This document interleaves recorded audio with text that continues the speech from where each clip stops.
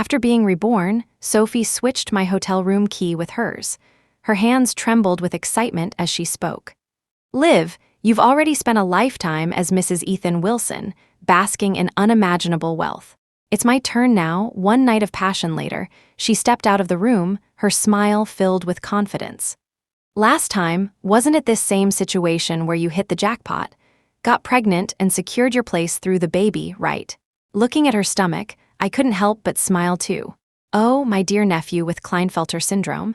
No, my sweet little niece or nephew one. In my previous life, every holiday or family gathering, Sophie would complain to me about her miserable marriage. Noah is such an idiot. He's been at the company for 5 years and is still just a junior manager. He's absolutely useless. All he does at home is laundry and cooking. Where's the manliness in that? Ethan, on the other hand, is so much better, successful, wealthy, and charming. Liv, this dress you're wearing today, it's from Dior's latest collection, isn't it? You look stunning. When she reached out to tug at my dress, I quickly stopped her, only for her to roll her eyes and grumble. Touching it won't ruin it, You're so stingy you just got lucky, you know. Staying at a hotel and mixing up room keys with Ethan Wilson, the CEO of Wilson Corp. If it had been me who entered that room back then, I was too busy hiding the bruises under my designer gown to notice the deep jealousy in her eyes. Ethan Wilson, CEO of Wilson Corp., was my husband. As if sensing us talking about him, he turned to me and gave a slight smile, brimming with affection. Everyone praised him as a wife-doting maniac and me as the luckiest woman alive. Sophie's voice was always the loudest and the most grating, but instead of feeling lucky, I was filled with dread. Nobody knew that Ethan Wilson was sick, a lunatic, a sadist. He was torturing me to death, yet, ironically, I didn't die at Ethan's hands in the end. I died at the hands of my own sister, Sophie. Because of her constant belittling and ridicule, Noah cheated on her. On the day of their divorce, Sophie didn't lash out at her unfaithful husband or his mistress. Instead, she stormed into my home with a knife.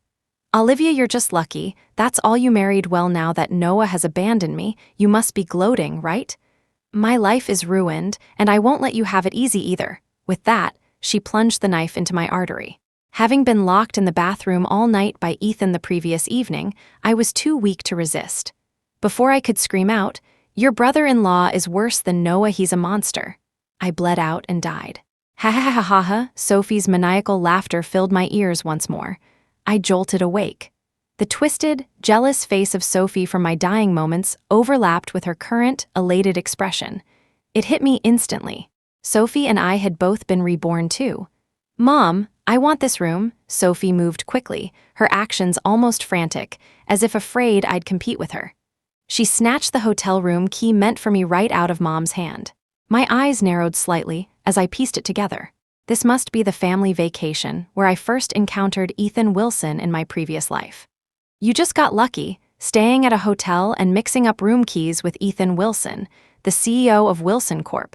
If it had been me who entered that room back then, Sophie's words from my past life echoed in my ears.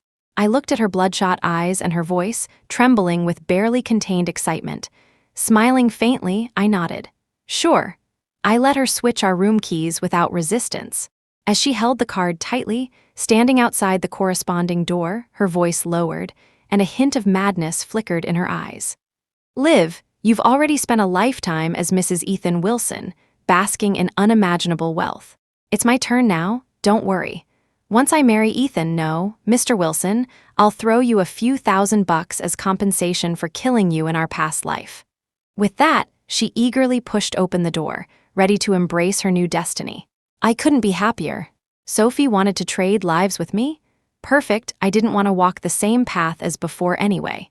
Staring intently at the now closed door, I could almost see through it to the man inside, whose monstrous nature was hidden behind a charming facade. And Sophie, who wouldn't meet a good end in this life either. After a moment of thought, I turned and left, my steps light and carefree, humming a tune. Finally, the heavy burden of that disastrous life wasn't mine to carry anymore. 3. That night, I had the first peaceful sleep in 2 lifetimes. There was no man to drag me to the floor in a violent rage. No one to torment me physically and psychologically. When I pulled back the curtains the next morning, the sunlight was perfect, and the breeze playful. Unlike me, Sophie had just experienced a night of passion. When she emerged from the room, her face was lit with joy and satisfaction. But upon seeing me, that joy quickly morphed into certainty. Liv, last time, wasn't it this same situation where you hit the jackpot, got pregnant, and secured your place through the baby, right? She spoke while gently stroking her still flat stomach. Soon, I'll replace you completely. I hadn't even had the chance to congratulate her when our parents, along with Ethan, coincidentally stepped out into the hallway. The moment my parents saw a man emerging from Sophia's room, they erupted in fury. "Who are you? Why are you in my daughter's room? What did you do to her?" My mom demanded, charging forward with the intent to slap Ethan across the face. An overwhelming wave of disgust surged through me. The same situation had unfolded in my previous life, but back then, I hadn't been so fortunate. Slap in my past life, that slap had landed on my face instead.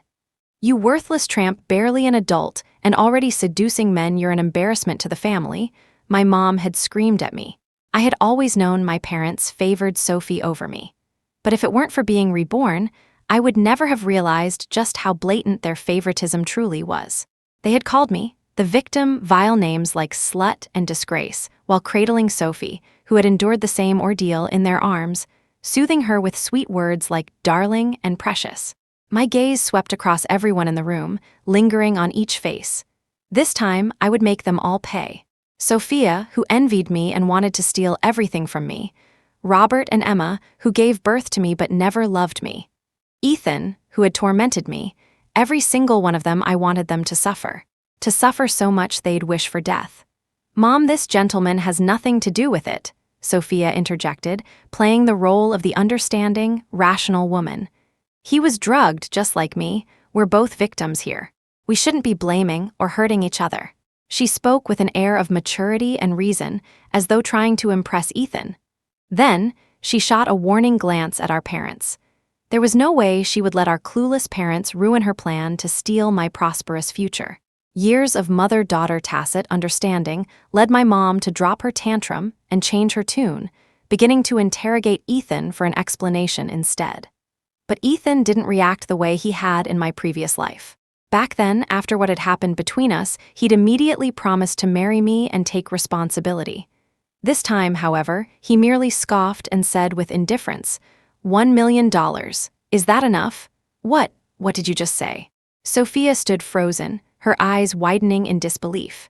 My mom, on the other hand, lost all semblance of rationality. Her maternal instincts kicked in, filling her eyes with rage as she screamed at Ethan. "My daughter lost her purity. Because of you, not only are you refusing to marry her to protect her reputation, but you actually think you can solve this with money. You think my daughter is for sale? You animal," Ethan laughed coldly. "A one-night stand, and now you want to talk about marriage? You people must be living in the Victorian era." If it weren't for the inappropriate timing, I might have burst out laughing. For the first time in 2 lives, Ethan had said something I actually appreciated. After writing the check, Ethan walked away without so much as a backward glance. All that remained were Sophia's trembling lips and her forced attempt to hold back tears. She had always been our parents' favorite, and her pitiful display only made them more determined to comfort her. The 3 of them huddled together, practically in tears. And me, I stood on the sidelines, an outsider in my own family. In my previous life, I had once asked my mom why, as daughters, she loved Sophia more than me. "You're her older sister. Why have you always competed with her?" My mom had retorted. "Sophia is younger and needs more help from her parents. Isn't that natural? And besides, Olivia, if you're being honest with yourself, Sophia is lively and sweet. But you're always gloomy, acting like the world owes you something. Sure, they say a mother loves all her children equally, but am I not allowed to prefer the child who clings to me more? Just because I'm a mom, does that mean I can't have preferences?" She had said it then, and she had meant it. So now, she promised Sophia again and again that she would ensure justice was served and that Sophia wouldn't suffer in vain. Sophia, of course, played along, mentioning coyly that she might have fallen in love with Ethan at first sight and wouldn't mind marrying him. Love at first sight? More like greed at first sight. Some people are hellbent on ruining their own lives, and no one can stop them. Perhaps my mocking gaze was too piercing because after sending our parents away, Sophia grabbed me and dragged me into her room. Gone was her fragile demeanor. Instead, she glared at me with hostility and demanded, "Olivia, was this your doing?" Feigning innocence, I replied, "We've both just been reborn. You know I haven't had any contact with Ethan, don't you?" Sophia thought for a moment and realized I was right. She then continued to threaten me, "Olivia, you've already lost your advantage in this life. Don't even think about plotting anything. Otherwise, I killed you once. I can kill you a second time. Even if you tattled to mom and dad, it wouldn't matter. Who would believe we've been reborn? And even if they did, they adore me so much they'd never side with you." Sophia's precious Ethan was a twisted man. His greatest passion was training dogs. I was the one dog he could never fully tame, which is why he had spent the most time obsessing over me. I had known all of this for a long time. That's why, in my previous life, after our night of chaos, Ethan had proposed marriage immediately. What had captivated him wasn't my looks, but my defiance, the resistance he couldn't conquer, and the thrill of domination I alone could provide. Scanning the mess in Sophia's room, I frowned in disgust. Last night she must have been quite cooperative, right? So cooperative that she didn't even spark Ethan's desire for a challenge, leaving his twisted preferences completely unsatisfied. Crossing my arms, I spoke coldly. "Even if I don't compete with you for Ethan, you still wouldn't win him, would you? He seems utterly uninterested in you. Rebirth or not, he still only loves me, not you." Under my provocation, Sophia's face darkened, and she fell silent for a moment. Her eyes shifted back and forth, as if plotting a counterattack. Finally, she chuckled softly. "You're right. He loves you, the lofty, aloof you who plays hard to get. Liv, thank you for enlightening me." Seeing Sophia's confident demeanor, I nodded in satisfaction. She had some brains, but not too much. As for Ethan, he's just as foolish, having actually been seduced by Sophia, who was mimicking me. How much did he love the former me from the past life? Even Robert and Emma were charmed by the wealthy, polished soon-to-be son-in-law, and they covered up the initial spat during their first meeting as merely a misunderstanding. A month later, just like in my past life, Sophia began experiencing morning sickness. I still remember the time when the pregnancy was confirmed. My parents slapped me hard in front of all the medical staff. They scolded me for getting pregnant out of wedlock, blaming me for tarnishing my sister's reputation. "How could Sophie ever find someone with a sister like you? People will gossip endlessly, you're shameless, but why drag the whole family down with you?" After that, I was given no dowry, not even a wedding ceremony. My parents forced me into the Harrison family and had me marry Ethan, signing the papers without fanfare. "Firefly, slow down. Be careful with my precious grandchild," my mom said as she helped Sophia back from the hospital, interrupting my memories. Once Sophia was seated, my mom turned to me and yelled, "Olivia, are your eyes just for decoration? Your sister is pregnant, and you don't even think to get her a glass of water." "Ah, yes, there it is, that contorted face. This is the mother I know, yet oddly, there was still a hidden corner deep in my heart holding a faint, inexplicable hope. So I asked, "Sophia's pregnant out of wedlock, doesn't that bother you?" My mom dismissed it nonchalantly. "Don't be ridiculous, your sister and Noah were just swept up in the moment, caught in the heat of passion. What's so bad about having a baby before marriage? It's all the same once the paperwork is done." As she spoke, she seemed to remember something and hurriedly grabbed her phone to call Ethan.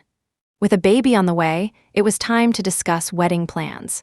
Surprisingly, the Harrisons, who had always avoided the topic of marriage, agreed immediately upon hearing about Sophia's pregnancy. Catching the gleam in that mother-daughter duo's eyes, I felt a rush of satisfaction. Laugh all you want. Soon you won't be laughing anymore. 6. To avoid the growing baby bump from drawing unwanted gossip, my parents quickly finalized Sophia and Ethan's wedding plans, using all their resources to book venues and secure designer dresses. They swore to give their daughter an unforgettable wedding while everyone was busy preparing for the big day. I moved out, claiming it would be inconvenient for Noah to visit with me still living at home. In my previous life, I graduated only to immediately marry and have children, missing out on countless opportunities. This time, someone else could take over all the misfortunes meant for me. Now, I could focus on pursuing the career I wanted and living the life I dreamed of. On the day of the wedding, as the elder sister, I naturally attended. Looking at the stunning wedding gown I never got to wear and the lavish feast laid out before me, I felt nothing but indifference. When it was time for the toast, Sophia purposefully dragged me along to stage a picture-perfect display of sisterly affection. Leaning close to my ear, she murmured words only the two of us could hear. "Olivia, you're such a fool you didn't even try to hold onto such a wealthy man, letting me snatch him away so easily.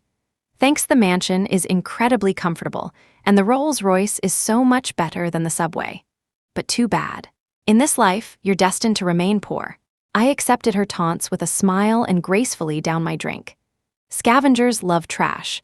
Congratulations, sis, you and your husband are simply a match made in heaven. Utterly, perfectly compatible.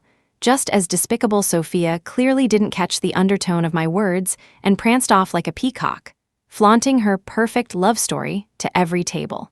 After the wedding, Sophia got exactly what she wanted. The life of a wealthy socialite she had dreamed of for 2 lifetimes. Draped in million-dollar gowns and carrying limited edition handbags, she built a collection of beautiful shackles she called treasures. And of course, her favorite pastime was flaunting her success in front of me, her happiness after taking over my life, savoring my fall from grace. When she found out I was working overtime every day, barely breaking $10,000 a month, her sense of superiority reached its peak. "Olivia, in my previous life, when I complained to you about Noah being a useless man, you kept telling me that every family has its struggles and people should learn to be content. Deep down, though, you looked down on me, didn't you? You live such a luxurious life, enjoying the finest things, and you've long forgotten what it's like for the poor to survive, haven't you? Well, since you're so good at staying positive, why don't you enjoy the grind of the 9-to-9 work schedule in this life?" I set my coffee cup down and narrowed my eyes, studying Sophia as she stood across from me. Clothes make the man, and accessories make the horse. Today's Sophia was indeed far more dazzling than in our past life. "Dear sister, is that a Patek Philippe on your wrist? What a fine watch," I teased. Missing the sarcasm in my tone, Sophia instead thought I was praising her. She gently touched her belly, her pride on full display. "See, I told you rebirth doesn't increase intelligence." As I watched her movements, memories of my previous life flashed back, particularly the doctor's words after she had an amniocentesis test. I couldn't help but smile wickedly. Rumor had it that Sophia pulled strings to find out the baby's gender. "It's a boy, isn't it? A boy is perfect, he can fully inherit Ethan's genes." The very next day, after Sophia had sought me out, I encountered the one person I had been avoiding ever since my rebirth, Ethan. It happened at a bidding conference. My heart skipped a beat. Although this time it was Sophia who had married him, Ethan was not the kind of man bound by ethics and morals. If he set his sights on me again, there was no guarantee he wouldn't extend his claws. To keep myself safe, I had been playing the submissive role, acting as harmless as a lamb and minimizing my presence as much as possible. But what I didn't expect was to find him sitting in the audience as I confidently presented our company's proposal to the room. I thought I could finally relax after finishing the day's work. Instead, Ethan cornered me in an isolated spot in the parking lot. His tall frame loomed over me, exuding an oppressive aura, pinning me between him and the cold wall. Even my breathing faltered. Images from my previous life of Ethan whipping me and brutally abusing me flashed vividly in my mind. Back then, whenever he hit me, I would call the police. To make me obedient, he would chain me with a dog leash. He'd place food on the floor, forcing me to crawl to eat. Initially, I resisted fiercely, but he found sick pleasure in observing my struggles, deriving joy from my defiance. 3 days later, I fainted by the dining table, yet I refused to abandon my dignity. That incident had fueled Ethan's obsession with conquering me to its peak. He often did things that normal people couldn't tolerate. He deprived me of clothes, forbade me from going outside, and forced me to endure his sadistic sexual abuse while kneeling. In public, he appeared as a gentleman, polished and kind. Behind closed doors, he tormented me until my body was covered in scars. My fear of Ethan was deeply ingrained, down to my bones. Noticing my trembling, Ethan's eyes gleamed with amusement. "Liv, are you scared of me?" It took a long time to gather my courage before I finally found my voice, slipping back into the meek persona I'd adopted. I knew Ethan disliked people who lacked personality, so I dared not show even a hint of resistance. It's quite chilly in the parking lot. Brother-in-law, what are you doing here? Is Sophia around? I asked, attempting to use my sister as an excuse to escape his grasp. Before I could move away, Ethan grabbed my wrist. Lowering his head, he lightly sniffed at the spot where his fingers held me. You seem different, Liv. Not quite like the person I usually see. As his probing gaze, framed by gold-rimmed glasses, locked onto mine, my heart sank. It's over. No matter how much I had tried to guard against this moment, I still couldn't escape. Is my fate sealed? Even in this new life, am I doomed to be ensnared by Ethan?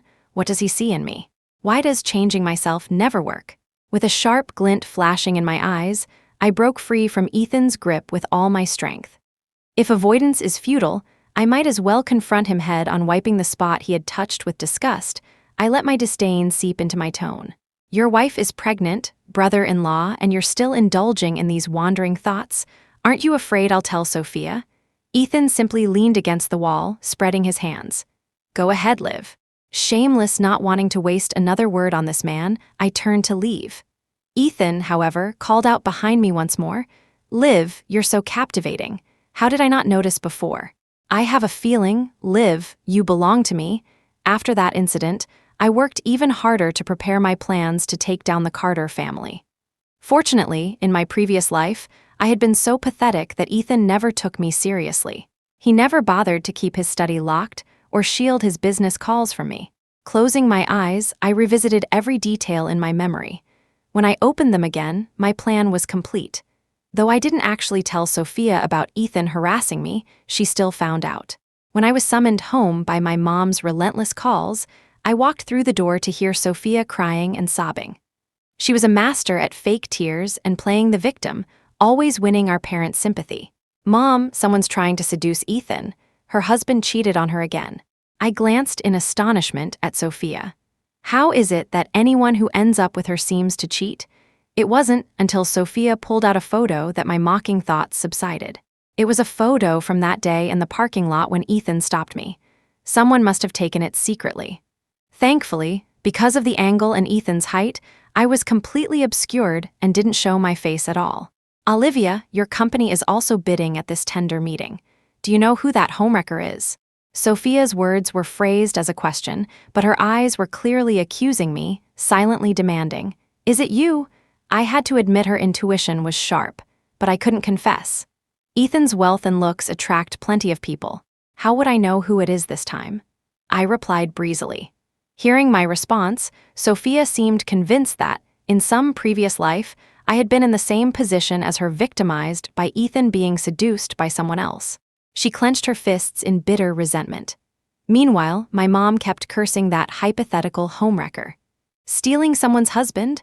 Watch out, your whole family might perish. That homewrecker must have lost her mother early on. No one taught her any manners. Clearly, it's a family tradition. Her mother was probably a homewrecker too. Like mother, like daughter. How terrifying. My mom was basically cursing herself nonstop, saying the most vile things she could come up with. When she finally ran out of steam, Sophia spoke again, her tone venomous. So, what if she's a mistress? I'm carrying the heir of the James family. As long as Ethan's parents value me, no one can shake my position. Anyone trying to destroy my family, I'll never let them off. As she spoke, she fixed her malicious gaze on me. Her words were pointed, brimming with implication. Perfect. It was a standoff between 2 lifetimes of grievances and my very life. She didn't want to let me go. Well, guess what? I wasn't about to let her go either. That's right. Give them hell, my mom chimed in. But sweetheart, you need to take care of yourself too. Mom, I didn't just come back today because of some mistress. There's something even more important. Something more important? I scrutinized Sophia, suspicion creeping in. My gaze finally landed on her belly. Sure enough, Sophia pulled a report out of her bag. I straightened up slightly, scanning the document, and then it hit me. A wave of elation surged through my heart. God, you finally smiled upon me. What Sophia had brought out was her amniotic fluid test report. Mom, the baby in my belly has XYY syndrome. My parents stared at her, utterly bewildered. X what? Sophia, both frustrated and worried, spent a long time explaining before they finally understood what kind of condition it was. You mean this baby has an extra YY something? A Y chromosome normally, a man's chromosomes are XY and a woman's are XX, but this baby is different. Oh, so doesn't that make him a man among men? Sophia, you should be happy, seeing my parents still half confused. Sophia was practically livid. Happy? Are you kidding me? Do you two illiterates even know the dangers of XYY syndrome? I looked it up. It's like this kid is born defective. He might end up with an antisocial personality, even kill his whole family. The doctor even told me to consider whether I want to keep him. Hearing this little crash course, my parents were obviously startled. Then, maybe you should terminate the pregnancy. A grandchild is important, but not as important as my daughter. You can always have another child later. I just want my Sophia safe and happy, my mom said. Ah, there it was again, this mother-daughter bond, so deeply touching.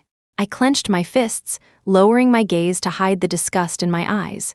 In my previous life, my child also had XYY syndrome. It was my first encounter with something like this, and in my panic, I went home crying to my parents. But what did they say back then? XYY, XXY, what nonsense is this? That's your own child, your flesh and blood. You want to abort him? Are you even human? Did all your education go to waste? You're just going to believe whatever the doctor says. If you don't keep this baby, and Ethan's family sends you back to us, don't even think about stepping into this house. Just have the baby and stop causing trouble for your husband. Plenty of women give birth every day. What makes you so special? At the time, I thought they were just stubborn, just ignorant. Turns out, they simply didn't care. Maybe that's why heaven couldn't bear to watch anymore. It gave me this second chance, and now, I've won my gamble because in my past life, the doctor had said, the test results show some abnormalities. The baby has an extra Y chromosome. Mrs. James, does the father have a bad temper? What did this have to do with Ethan? At first, I was just puzzled. But when Ethan's parents blurted out, another XYY, could it be hereditary? Everything clicked into place. Ethan was also an XYY syndrome patient. That's why he was impulsive, rage-filled, and prone to violence.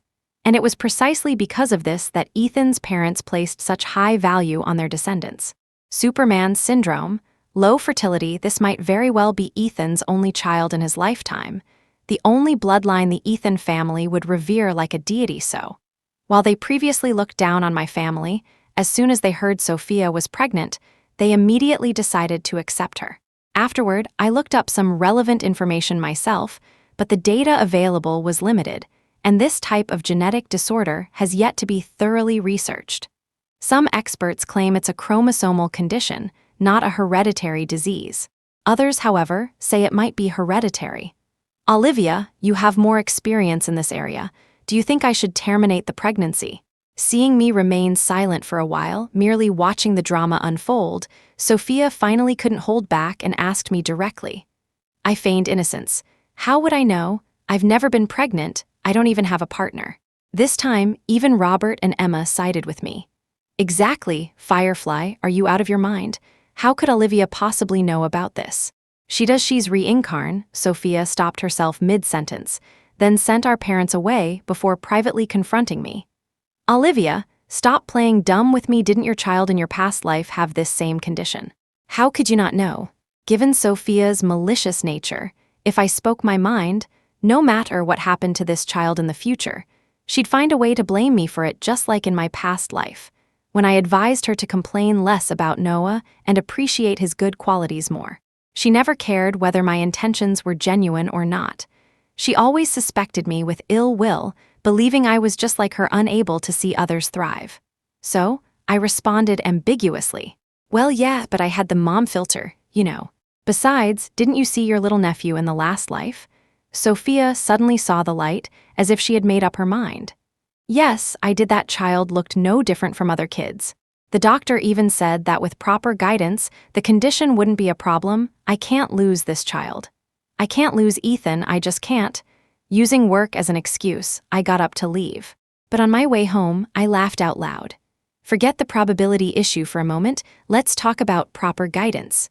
In my previous life, my child might have been fine either because I died early, before any symptoms could manifest, or because I had painstakingly taught him how to manage his emotions. But this time, Ethan's Superman baby was conceived by Sophia, an emotionally unstable father and a venomous, scheming mother raising a child with Superman syndrome. Jackpot in the end, Sophia didn't terminate the pregnancy. When the baby was born, she even posted on social media to brag, "Mother and son are safe. From now on, I have one more person to cherish me." She thought she was about to start a blissful life as a family of 3, but I knew better. Her nightmare was just beginning. Sure enough, before her postpartum recovery period was over, Sophia got beaten up. That's right, Ethan had held back for so long only because of the baby, fearing he'd end his bloodline. It certainly wasn't because of love. Once the child was born, he no longer had any reservations. His true nature emerged completely. Still, Sophia was luckier than me. When Robert and Emma saw the injuries on their daughter, they were furious and stormed over to back her up. The Ethan family, however, was no longer their polite selves. She complains about everything. Feeding the baby hurts. Everything hurts. Hey, in-laws, why don't you ask around and see which young wife is as delicate as her, who hasn't gone through childbirth? What's the big deal? That part of her body, when she seduced my son, he could suck on it, but now my grandson can't? Such remarks left my parents even angrier, to the point that they threatened divorce. Fine, the baby is part of the Ethan bloodline. Your daughter is yours to take back with my son's looks and status. If your daughter doesn't appreciate him, there are plenty of women willing to marry into our family. Unable to do anything about them, my mother was so furious she collapsed on the spot. After being rushed to the hospital for emergency treatment, she ended up partially paralyzed. But when Sophia and I stayed by her bedside, she wasn't concerned about her mother's life. Instead, she stared blankly at me and asked, "Olivia, I remember he hit you in the last life too, didn't he? Why didn't you divorce him?" "Yes, Ethan hit me too. Why didn't I divorce him?" Recalling what my mother had told me back then, I repeated her words to Sophia. "If you divorce, you'll be second-hand goods. Who would marry you then? Men are all like this. If you leave him, can you guarantee the next one will be any better? Ethan is handsome and wealthy. You should be waking up from a dream laughing at the chance to marry him. It must be something you're doing wrong. Otherwise, how could someone so good suddenly hit you? I told you, women should be gentle and virtuous. Stop throwing tantrums every other day. You're already a mother. Stop acting like a spoiled little girl. Sophia, I wasn't lying to you. These were your mother's exact words from the moment you decided to swap lives with me. You were already on a path of no return. Someone like you, a willing prey, who turns marital conflicts into family disputes, how could Ethan ever let you go? Why didn't I divorce him in my previous life? Because, fundamentally, it was impossible to leave him. Olivia didn't stay at the hospital for long before returning to Ethan's home, leaving me alone to keep watch. It wasn't because I was particularly filial. It was because the doctor said my mom still had a chance to recover if she underwent proper rehabilitation. How could I let that chance slip away? So, after she woke up, I spent hours talking to her about intimate mother-daughter matters. "Mom, do you know what kind of life your precious daughter is living now?" I told her everything I'd suffered in my previous life, though in her mind, the person subjected to such torment was Olivia. I watched her expression shift between heartbreak and agitation. If only she had cared for me like this in my previous life. My eyes suddenly stung, and tears began to flow. With a hoarse voice, I continued, "Do you know why she's living such a miserable life? I've known all along what kind of person Ethan is. I've known since the beginning that the person staying in the hotel room was him. And yet, the room, it was your younger daughter who insisted on changing it. The man, it was your younger daughter who insisted on marrying him. The child, it was your younger daughter who insisted on having it. Ha ha ha ha ha." The more I said, the more excited I became, and my mom was no different. She writhed on the bed, struggling like a fish flopping on the shore, gasping for air. Finally, she stopped moving. I composed myself, swapped my expression for one of panic, let tears stream down my face, and rushed out. "Doctor, my mom has passed out again." This time, my mom would never recover. She was doomed to spend the rest of her days bedridden. Without the protection of her parents, Olivia's life became even worse than in my previous life. Perhaps Ethan retained a shred of twisted affection for me, as he wasn't as cruel to me as he was to Olivia. But I didn't care. I focused on exploiting the weaknesses in Ethan's company, stealing his business deals. A year later, I saw Ethan again. When he realized I was the liaison for the deal, he approached me with a slow, confident stride and a faint smile on his lips. "Long time no see, Liv." I smiled back, no longer afraid of him as I had been at the start of my rebirth. I had arrived early, so no one else was around yet. Ethan took the opportunity to chat with me casually. "You and Sophia don't seem to get along, do you?" I tilted my head, remaining silent. He didn't mind my lack of response and continued talking. "Sophia's always been mischievous. Over the years, she's taken quite a few things from you, hasn't she? A hairpin, a doll, new clothes your parents love, and a hotel room keycard. I only recently realized that back then, the person who should have spent the night with me was you, Liv. She's taken so much from you. How should we punish her? Breaking her arms and legs sounds fair, doesn't it?" If I'd heard Ethan say this at the start of my rebirth, I would have been terrified. Anyone would fear power, capital, and those who had once tormented them. But times had changed.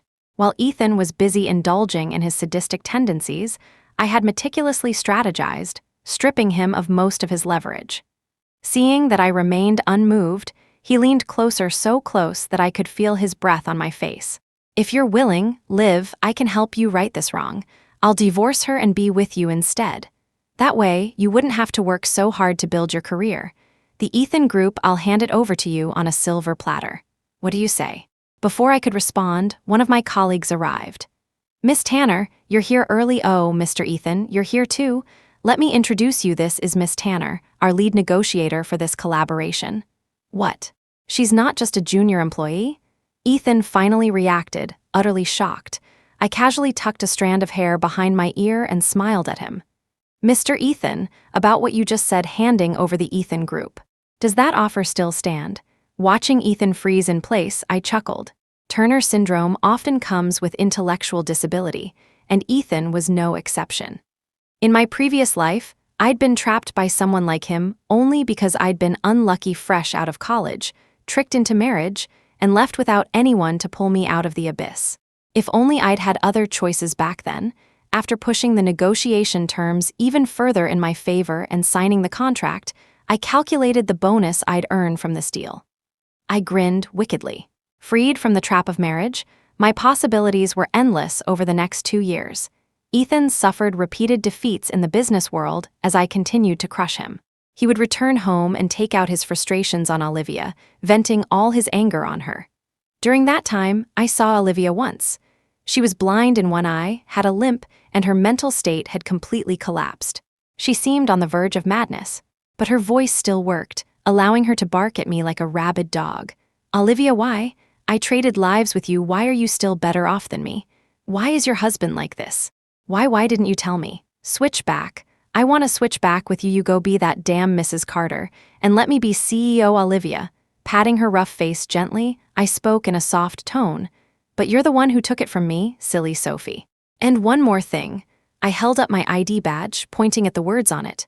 "You should start calling me Chairwoman Tan now." The next time I heard about Sophia, it was the news of her death. Apparently, she had been beaten to death by Ethan in a fit of rage over her parenting. Their child, perhaps due to an inherited genetic disorder, or perhaps a result of the toxic family environment, was a terrifyingly cruel and malicious soul at only 3 years old. He had blinded one of Sophia's eyes with a fork. He had deliberately pushed his grandmother down the stairs and even made his grandfather drink paint. He was, by all accounts, a born demon. When Ethan finally realized his son was beyond saving, he felt no remorse or accountability. Instead, he blamed his wife. "It's all because you're useless. You can't even be a proper mother. If it were Olivia, she'd never let my child turn out like this.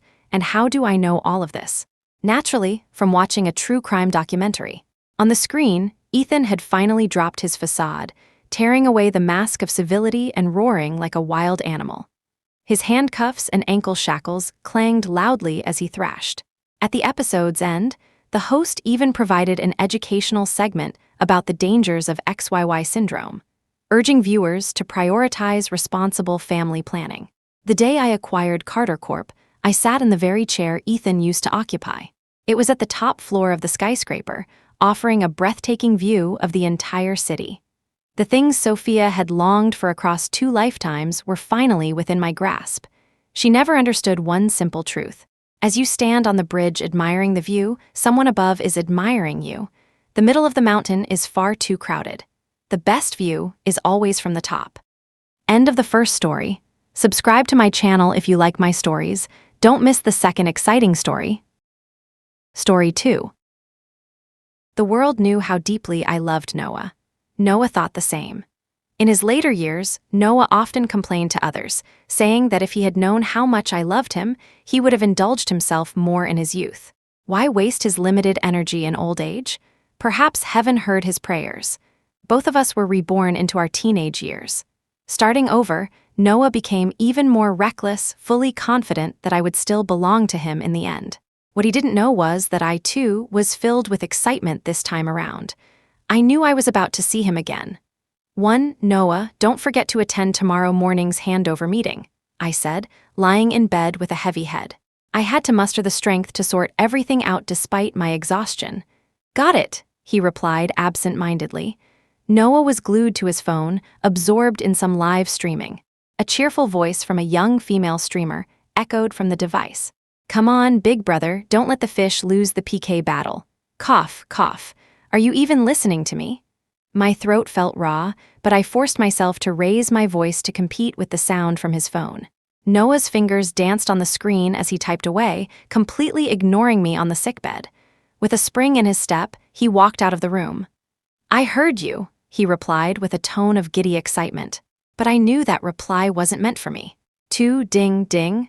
My phone kept buzzing incessantly. I reached out weakly to grab it. My head was foggy, and I had no idea how long I had been asleep. Hello? The rasp of my own voice startled me. My throat felt like it was on fire, my mouth tasted bitter, and even my tongue felt numb. Sophia, where are you? The representatives from the other company have been waiting for over half an hour. My assistant's anxious voice came through the receiver. What? Noah didn't show up. My frustration flared up, triggering a fit of coughing. My throat, already in agony, felt like it was tearing apart. The coughing made my head throb, as though sharp gravel had been shoved into my skull. I forced myself to sit up and swung my legs out of bed. The moment my feet touched the floor, they buckled, and I collapsed to the ground. A heavy fog clouded my consciousness, and everything went black. I don't know how much time passed before I struggled to wake up. The room was pitch dark, illuminated only faintly by a few streetlights outside the window.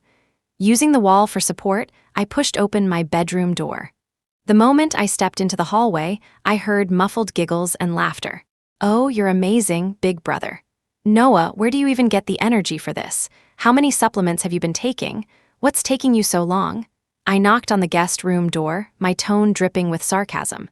It was the middle of the night, and the noise was relentless. After a few knocks, the door opened slightly.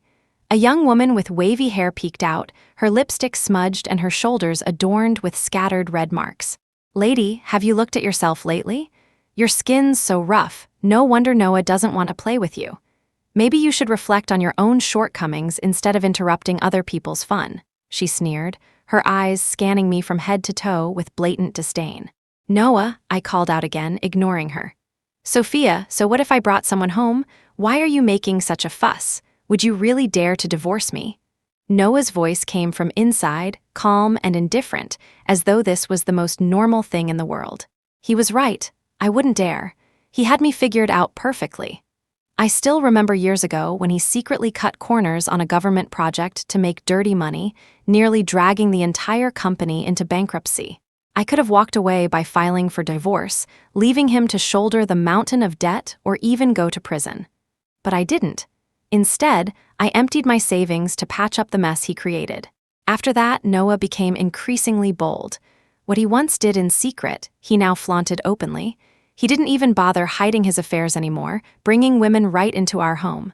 Sophia, you're old and haggard. You should be grateful I don't mind putting up with you.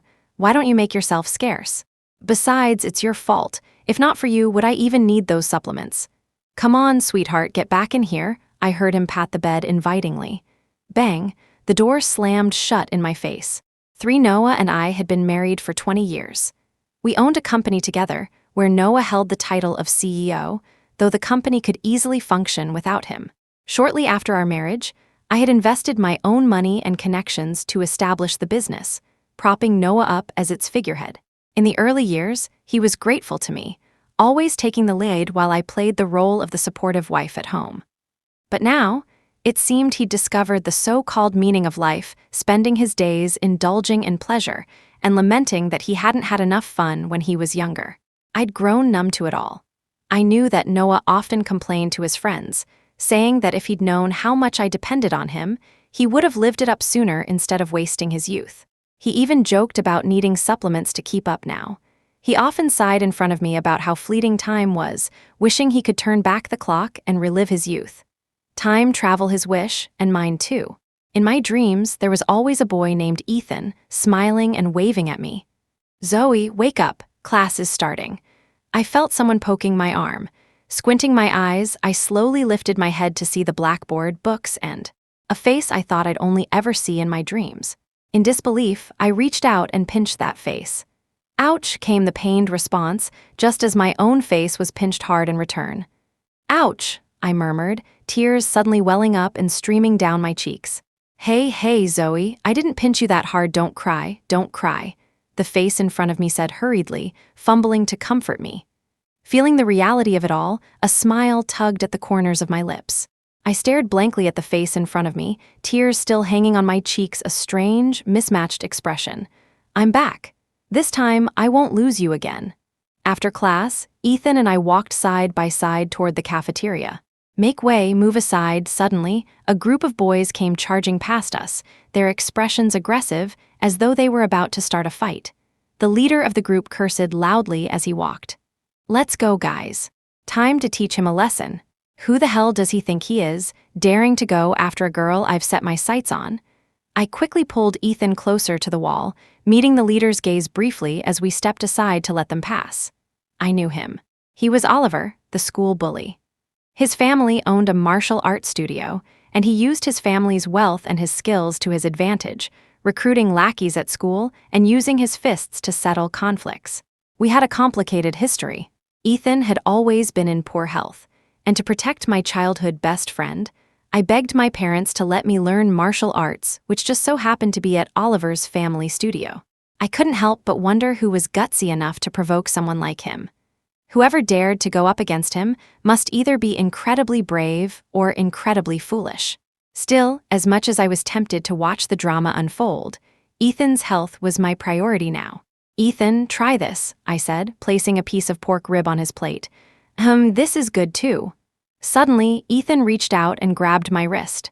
"Zoe, that's enough. My plate's about to overflow," he said, gesturing to the mountain of food on his plate with his chopsticks. He smiled wryly, looking both amused and helpless. "Zoe, what's going on with you today? You're acting strange," Ethan asked, staring at me with concern. Looking at my lively, carefree childhood friend sitting across from me, I had 1,000 things I wanted to say to him. But when I opened my mouth, no words came out. A scream broke through my thoughts. "Zoe, come on, let's go check it out," Ethan said, his attention diverted. He grabbed my hand and pulled me toward the gathering crowd. At the center of the commotion stood Oliver and his group of lackeys. The floor was a mess, with food and dishes scattered everywhere. A boy lay on the ground, clutching his head. Judging by the plate in Oliver's hand, the boy had clearly angered him. It wasn't easy to push Oliver to this point. He had a bit of a germophobic streak, and the fact that he'd resorted to using a plate as a weapon said a lot.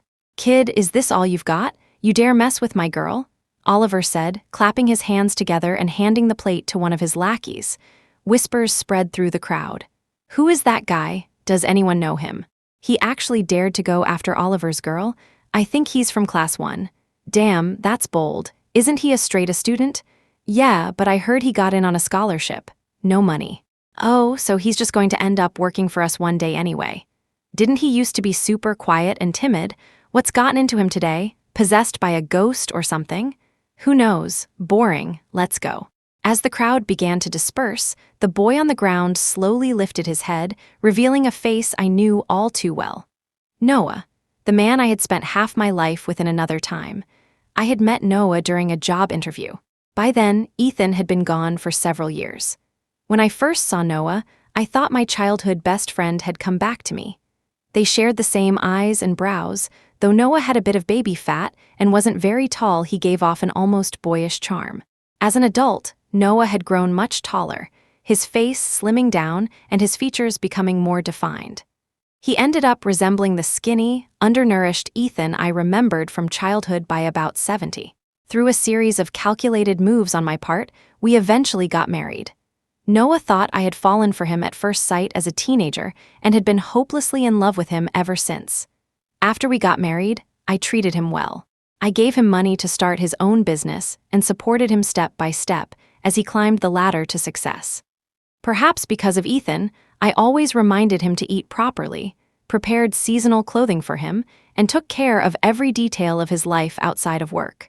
The people around him often praised him, saying he was lucky to have married such a devoted wife.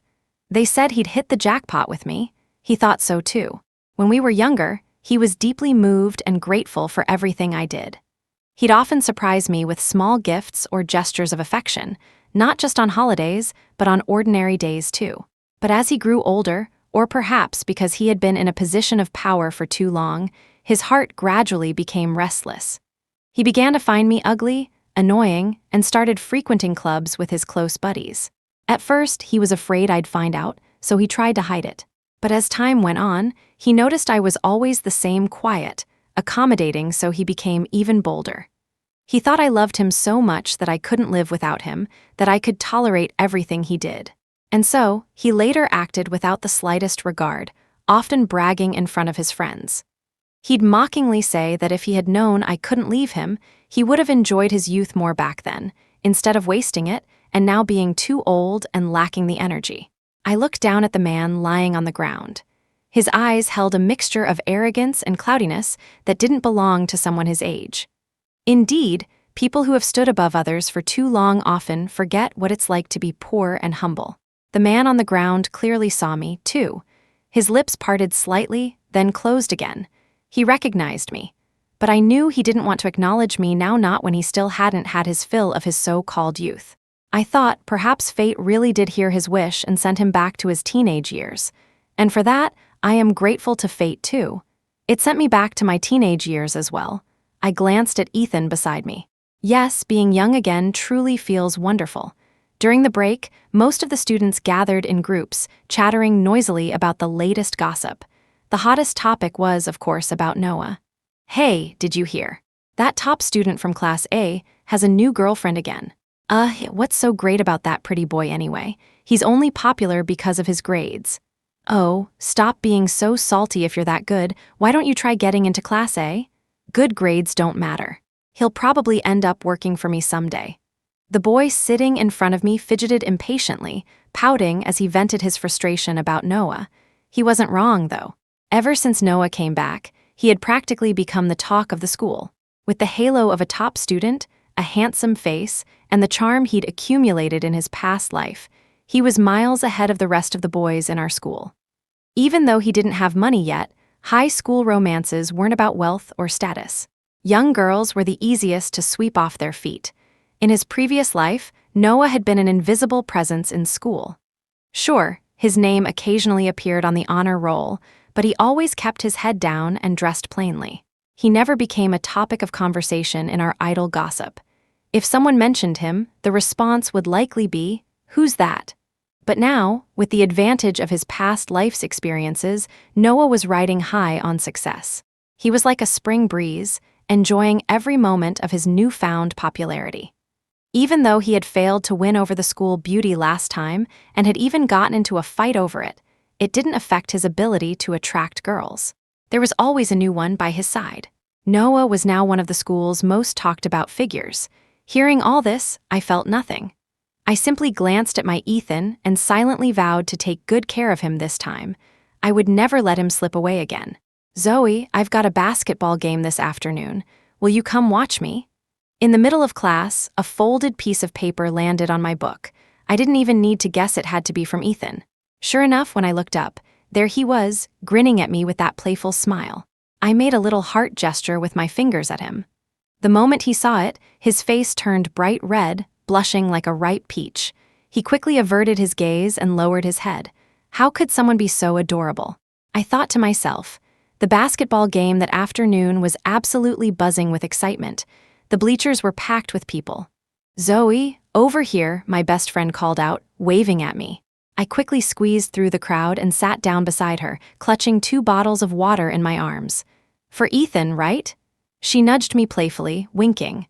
"Of course, it's for my adorable Ethan. Who else would it be for?" I replied smugly.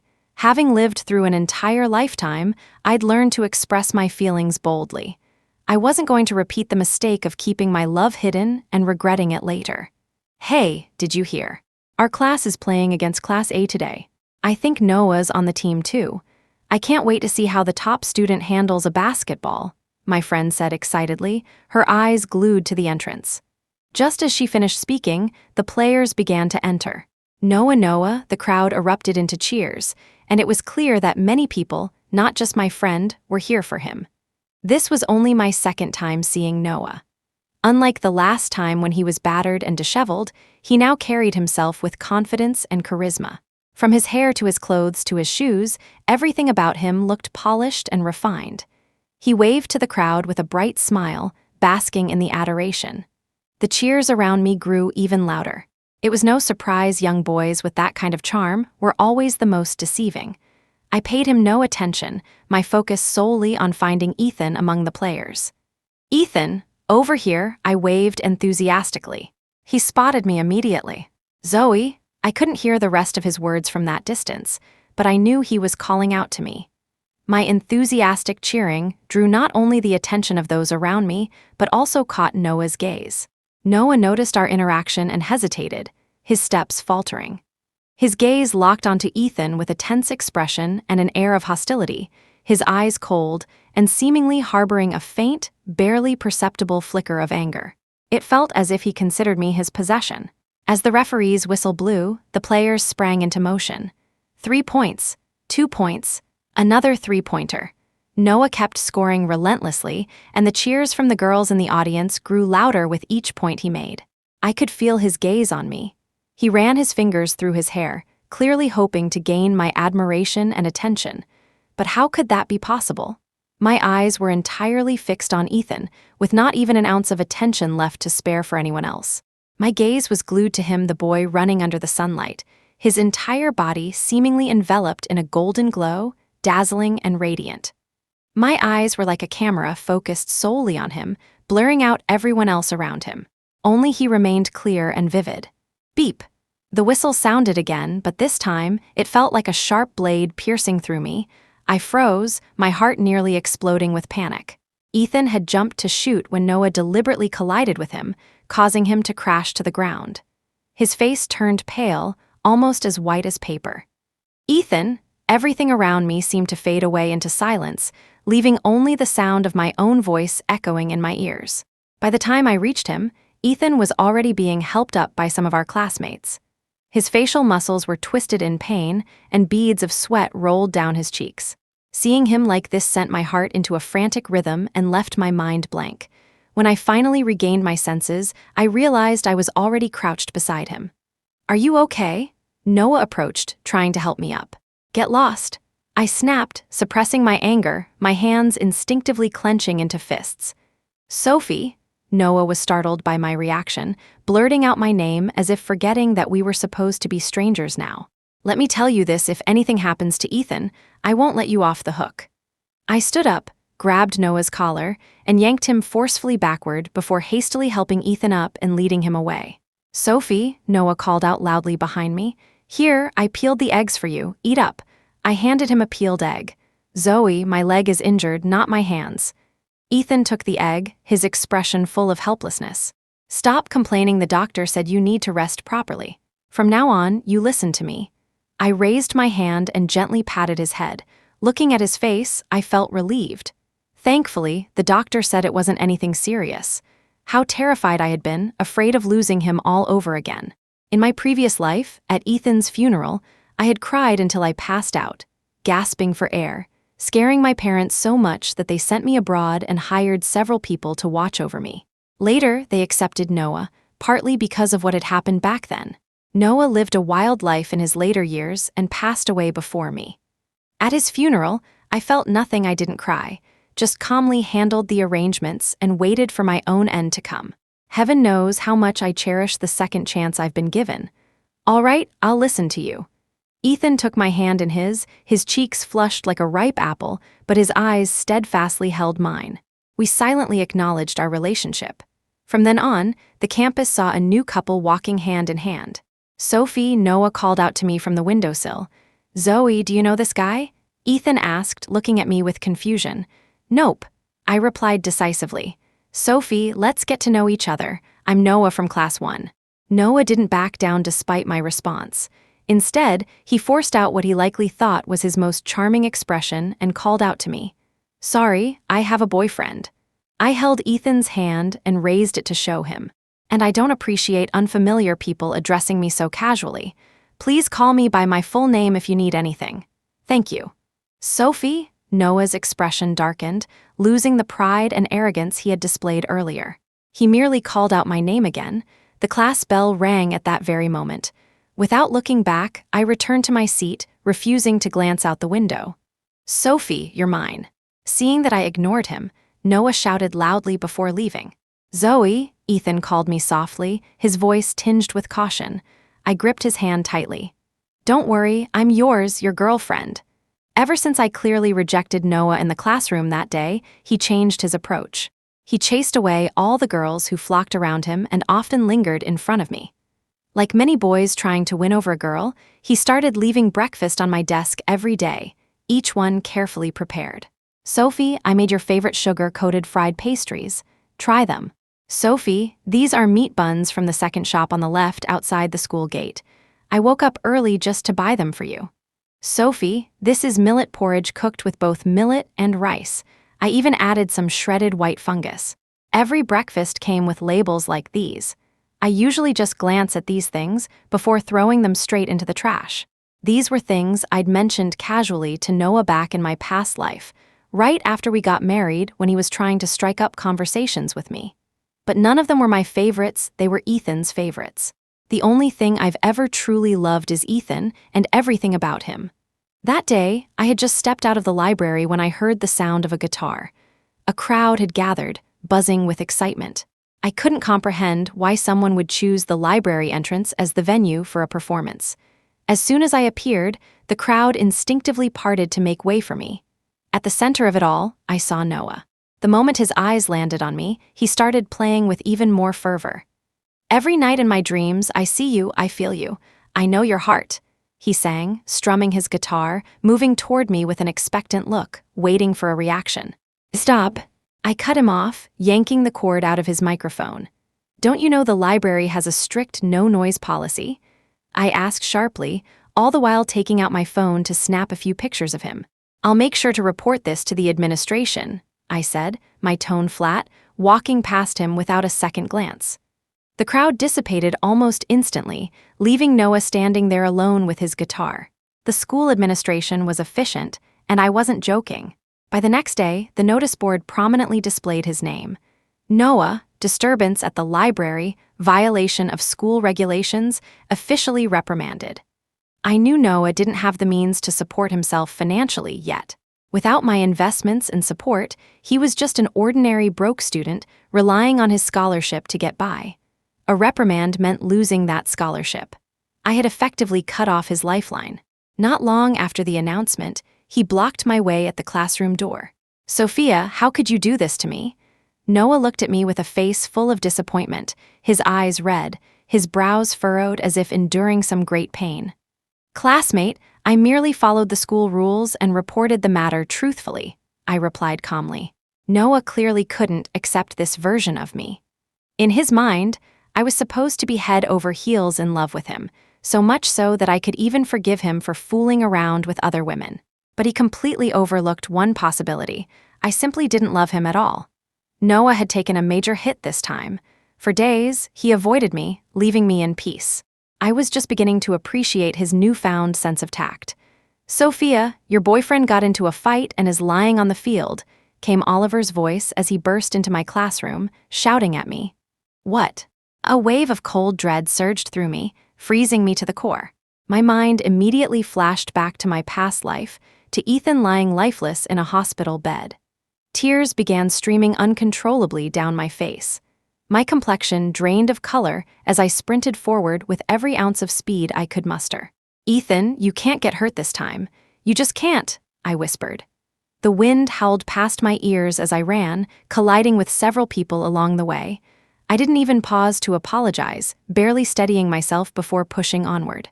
Finally, I saw him. Ethan was on the ground, surrounded by a few people. "Sophia," Noah called out enthusiastically when he saw me, pointing at Ethan with a smug grin. "Sophia, where'd you find this sickly guy?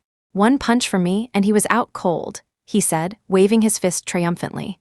"Ethan, are you okay?" I dropped to my knees beside him, my eyes red and swollen, my entire body trembling. "Sophie, I'm fine." "Don't cry," Ethan said softly, his voice steady. He looked perfectly okay, his face was still flushed, and the only visible injury was a scraped knee with a bit of blood. He seemed more frightened by my reaction than anything else, awkwardly reaching out to wipe the tears from my face. His movements were clumsy, and his eyes were brimming with unshed tears. "Sophia, Noah stammered from beside us, looking just as startled by my reaction. He had never seen me like this before. "I just wanted to teach him a lesson. He's not good enough for you," Noah tried to explain, stepping closer. I stood up, fury boiling over, and kicked him squarely in the groin. As he doubled over in pain, I didn't hesitate, launching myself at him with fists flying. "Ah," he yelped, collapsing onto the ground, curling up in agony. But I had lost all sense of reason. Punch after punch, I didn't hold back. "Sophia, Sophia, Sophia, Soph," he started calling my name, his voice weakening with each attempt until he could no longer form a complete word. Eventually, he passed out cold. Only then did I dust off my hands and help Ethan to his feet. Noah was utterly terrified of me after that incident. For months, he didn't dare show his face around me. "Hey, Sophia, did you hear? Noah's been borrowing money from all his ex-girlfriends. He says he's starting his own business." Oliver rushed over one day, plopping down on my desk with a big grin, eager to share the laughable news. Starting a business? The phrase echoed in my head. In my past life, Noah had indeed succeeded in starting a business. But that was only because I had paved the way with my family's connections, poured massive amounts of money into his ventures, and recruited countless elite professionals to support him from behind the scenes. He wasn't a natural entrepreneur. If he were, he wouldn't have been job hunting at my company in his 30s. The thought of him starting a business now? What a joke. "That's pretty funny, but I don't care. Don't bother me with this stuff in the future," I said calmly to Oliver, waving my hand to shoo him away. "Here, have some fruit," I said as I fed Ethan a piece of watermelon. "Sophia, seriously, do you have to flaunt your love like this?" Oliver shot me a look of disdain before turning away and leaving. Noah isn't just trying to make up for regrets from a past life. Coincidentally, so am I. A few days later, on my way to school in the morning, I saw a crowd gathered at the school gate. It wasn't just students, there were plenty of adults there too. "Noah, how dare you lie to me? Wah, Noah, you tricked me emotionally. You punk, you lied to my daughter. Do you have a death wish? Pay me back, I want my living expenses back. What's going on?" I casually grabbed a girl nearby to ask her. Noah told me he needed money to start a business and promised that once he succeeded, he'd have the means to be with me, the girl explained. And then, I asked indifferently, already predicting the outcome, but curious about what kind of massive mess he'd gotten himself into to attract so many girls and parents. "Well, he failed his startup," the girl said through gritted teeth, her voice laced with anger. "And he didn't just say that to me, he told every girl the same thing. Some of my friends even stole their parents' savings for him," she said, biting her lip, visibly furious. Her words were slowly reshaping my perception of Noah. How could he possibly have this much charm to deceive so many girls? He's not as considerate as my Ethan. He's not as loyal as my Ethan. He's not even as good-looking as my Ethan. Looking back, I can't believe how blind I must have been in my past life to see him as a substitute for Ethan and even marry him. I feel like slapping myself for my stupidity. I looked over at Noah, who stood in the middle of the crowd. He was a far cry from his former confident self. His clothes were disheveled, hanging off him after being tugged by angry parents. His face was bruised and battered, and he slouched miserably, looking completely defeated. "Ah, you reap what you sow," I muttered to myself, shaking my head and deciding to steer clear of the drama. "Sophie, help me," Noah begged as he ran up to me after school, suddenly grabbing onto me. "If you have an issue, talk to the police." "We're not close," I replied, pushing him away. Perhaps I pushed him a bit too hard as he fell to the ground. "Sophie, how can you say we're not close? I've been reborn, and in our past life, we were husband and wife," Noah said desperately, clutching my leg like a pitiful puppy. "You must be dreaming too much," I replied coldly, wishing he'd leave me alone. "Sophie, you have a red birthmark on your left hip and a scar on your thigh. We were really married, and we were deeply in love. You even promised to stay with me forever and ever." Hearing those words, my face darkened instantly. How could this man be so shameless, saying such personal things out loud? "You loved me. A few years from now, we'll get married and grow old together," Noah continued, oblivious to my reaction, determined to prove his point. "So what? What do you want from me?" I said, barely holding back the urge to slap him. I couldn't let Ethan find out about this nonsense. "Sophie, I borrowed some money to start a business, but I failed. Can you help me pay it back?" I looked at Noah standing before me, silent for a moment. "Sophie, we succeeded in our past life. I know what went wrong this time. It's that we weren't married yet. You were my good luck charm. Let's get married, and I promise you'll be the only woman in my life. I'll cherish you forever," Noah rambled on, his excitement mounting as he seemed to envision his future success. How could the universe let someone this ridiculous be reborn? "Fine, I'll lend you the money. But you have to sign a contract. Otherwise, how can I trust you're telling the truth?" "A contract? What kind of contract?" Noah asked, his excitement faltering, his eyes darting around nervously. Of course, having lived one lifetime already, he was sensitive to the word contract. "Just a guarantee. You claim we were so in love, and I'm your only woman, right? How would tricking you benefit me?" I replied, putting on my most convincing expression, the one I'd perfected over the years in my past life, to appear as if I were thinking only of his best interests. Yes, I'll sign it," Noah said, his defenses dropping as he nodded eagerly. "Tomorrow then. We'll sign it tomorrow, and I'll give you the money. It's after school now, so see you tomorrow," I said, waving him off as I walked away.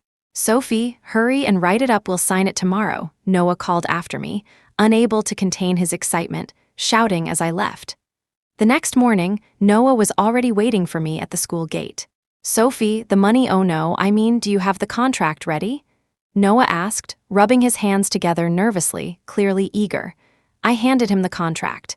It was thick, about 50 pages. The events described earlier were just trivial matters, things like not staying out overnight when drinking, limiting late nights to 2 days a week, sorting clothes, and informing me about new friends. These were the rules I had repeatedly reminded Noah about in the past, but it was apparent he hadn't taken them seriously back then. As Noah flipped through the pages, he found them full of these familiar rules, which he quickly skimmed over before signing his name. That was exactly my intention in writing them. "Sophie, I'm done," Noah said, handing me the contract. I took it, but his hand lingered for a moment, his eyes fixed intently on my bag. I flipped through the contract and confirmed that everything I wanted was included. Smiling, I pulled out a debit card from my bag and handed it to him. "Next time, let's talk again," Noah said excitedly, snatching the card and walking away, practically glowing with joy. I looked down at the contract, equally thrilled. Finally, the troublemaker was about to be dealt with. "Sophia, why doesn't the card work?" Noah slammed the card down on my desk, looking battered and bruised. "There's no money on it. Isn't it normal for it not to work?" I shrugged nonchalantly. "Why did you lie to me? Tell me why." Noah's eyes reddened, his emotions dangerously unhinged. "Back off, stop freaking out in front of Zoe." Ethan suddenly interjected, stepping in to shield me. Although his slender frame couldn't fully block me from view, his presence was reassuring. "Pretty boy, what does this have to do with you? I'm talking to Sophia. Who do you think you are?" Noah shoved Ethan aside. "I'm Zoe's boyfriend," Ethan replied firmly, his face tinged with a mix of bashfulness and pride as he straightened his neck. "Ha, boyfriend?" We were married. Before Noah could finish his sentence, I landed a punch squarely on his face, silencing him mid-sentence. Noah regained his composure and raised his fist towards me. but before he could swing, several police officers burst into the room, restraining him. "Noah, right? You'll need to come with us," one officer said. "Wait, officers, I'm a good citizen, you've got the wrong guy," Noah protested, struggling against their strong grip to no avail. "We'll sort it out at the station," an officer replied, nodding towards me. "Miss Tang, we'll need you to come along as well." "Of course, I'll cooperate," I answered promptly. "Zoe, are you?" Ethan tugged at my sleeve, his worry evident. "Don't worry, your girlfriend's going to be praised for solving a big problem," I teased, ruffling Ethan's hair and delighting in his pouting expression. At the police station, I worked with the officers to complete my statement. I tallied Noah's crimes: assaulting young women, theft, tax evasion, and manufacturing harmful products that entered the market. Each charge was enough to keep him behind bars for years. The contract I had him sign was filled with confessions of guilt, page after page. With a little maneuvering on my part, there was no way he could escape. Noah must have realized the gravity of the situation, too. He called for me from the holding cell, demanding to see me.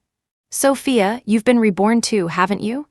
Noah asked, sitting across from me, his hands cuffed, his demeanor far calmer than before. "Yes," I admitted without hesitation. "Sophie, do you not love me anymore? How could you do this to me?" His eyes welled with tears as he stared at me, confusion clouding his expression. "We were husband and wife. We shared so many years together," he continued. "Noah, have you met my boyfriend, Ethan? Don't you think you two look a little alike?" I leaned back in my chair, studying him as I delivered the cutting remark. "You understand what a substitute means, right?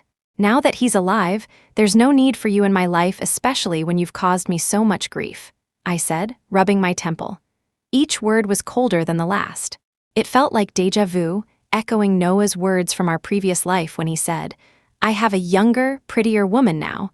Why don't you go somewhere else?" I simply swapped the roles and handed them back to him. "Substitute, substitute," Noah muttered to himself over and over, his expression unraveling into madness. I don't know what became of Noah afterward, but I saw him one last time at his sentencing hearing. 15 years, the judge announced. As the officers escorted him out, Noah leaned in close as he passed me and whispered, "Sophie, I wish you happiness." Perhaps, after I left, he spent time reflecting on everything, maybe recalling the fleeting moments of beauty we shared in our previous life, or perhaps feeling regret for his actions. But regardless of his motives, I liked hearing those final words. I looked over at Ethan, standing beside me. "I will be happy. Absolutely."